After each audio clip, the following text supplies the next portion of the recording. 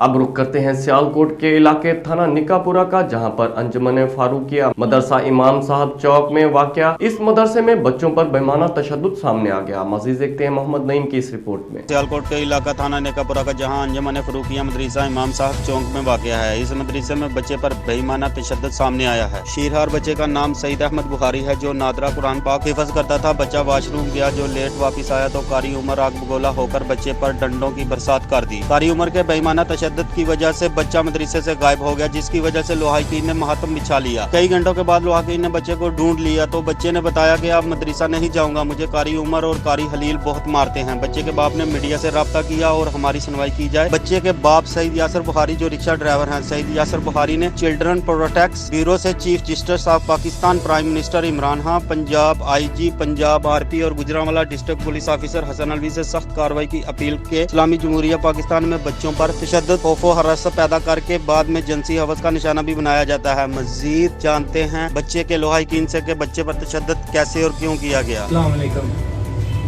मैं सैयद यासर बुखारी मोहल्ला टिब्बा सईदा नेकापुरा सियालकोट ਤੋਂ ਗੱਲ ਕਰ ਰਿਹਾ।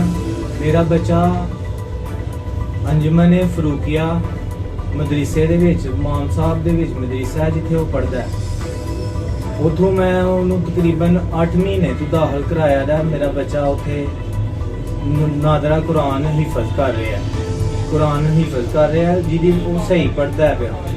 ਬਹਰਹਾਲ ਉੱਥੇ ਕਾਰੀ ਸਾਹਿਬ ਨੇ ਜਿਹੜੇ ਉਹਦੇ ਉੱਤੇ ਬਹੁਤ ਤਸ਼ੱਦਦ ਕਰਦੇ ਨੇ, ਉਹਨੂੰ ਮਾਰਦੇ ਪਿੱਟਦੇ ਨੇ।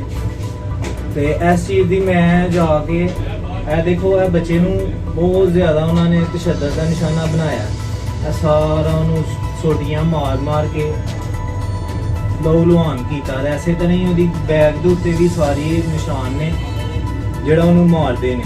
ਤੇ ਜੇ ਮੈਂ ਉਹਨਾਂ ਨੂੰ ਪੁੱਛਿਆ ਜਾ ਕੇ ਕਿਸ ਵਜ੍ਹਾ ਤੋਂ ਮਾਰਿਆ, ਜੀ ਬਾਥਰੂਮ ਦੇ ਵਿੱਚ ਗਿਆ, ਉੱਥੋਂ ਲੇਟ ਆਇਆ, ਇਸ ਬਣਾ ਤੇ ਹੀ ਉਹਨੂੰ ਮਾਰਿਆ।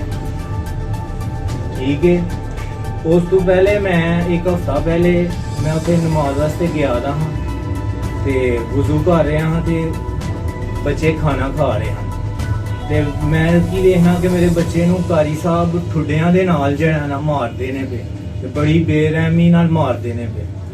ਤੇ ਮੈਂ ਜੇ ਕਾਰੀ ਸਾਹਿਬ ਨੂੰ ਜਾ ਕੇ ਪੁੱਛਿਆ ਵੇ ਕਿ ਤੁਸੀਂ ਐਡੀ ਬੇਰਹਿਮੀ ਨਾਲ ਮੇਰੇ ਬੱਚੇ ਨੂੰ ਕਿਉਂ ਮਾਰਦੇ ਹੋ ਪਏ, ਤੇ ਉੱਥੋਂ ਦੂਸਰੇ ਬੱਚਿਆਂ ਨੂੰ ਬੁਲਾ ਕੇ ਤੇ ਕਹਿੰਦੇ ਨੇ ਓਏ ਐਸਾ ਇਹਦਾ ਸਾਰਾ ਸਮਾਨ ਜਿਹੜਾ ਨਾ ਲਿਆ ਕੇ ਥੱਲੇ ਸੁੱਟੋ, ਇਹਨੂੰ ਬਾਹਰ ਕੱਢੋ। ਮੈਂ ਉੱਥੇ ਕਾਰੀ ਸਾਹਿਬ ਨੂੰ ਫਿਰ ਵੀ ਮੈਂ ਕਾਰੀ ਹਲੀਲ ਅਹਿਮਦ ਸਾਹਿਬ ਨੂੰ ਮੈਂ ਮਾਫੀ ਤਰਲਾ ਕੀਤਾ। ਮੈਂ ਨਹੀਂ, ਬੱਚੇ ਸ਼ਰਾਰਤਾਂ ਕਰਦੇ ਨੇ। आज न्यूज़ मोहम्मद नईम मलिक।